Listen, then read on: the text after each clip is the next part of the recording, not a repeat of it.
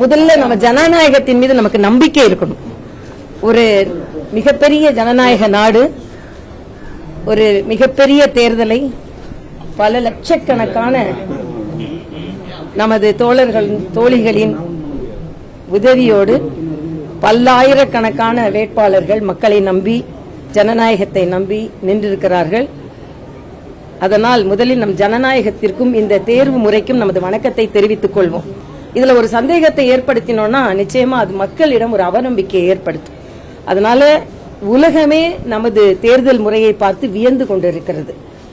அதனால் நிச்சயமாக இந்த ஜனநாயக முறையில் நம்பிக்கை வைத்து இந்த ஜனநாயகத்திற்கு நமது வணக்கத்தை தெரிவித்து, மக்களின் தீர்ப்பு எதுவாக இருந்தாலும் மக்கள் தான் இந்த ஜனநாயகத்தின் முதல் சக்தி படைத்தவர்கள். அவர்கள் கொடுக்கின்ற அந்த தீர்ப்பு எதுவாக இருந்தாலும் அதை ஏற்றுக்கொண்டு அவர்களுக்கு பணியாற்றுவதுதான் ஒவ்வொரு வேட்பாளரின் கடமையாக இருக்க முடியும். எனது கடமையும் அதுதான்.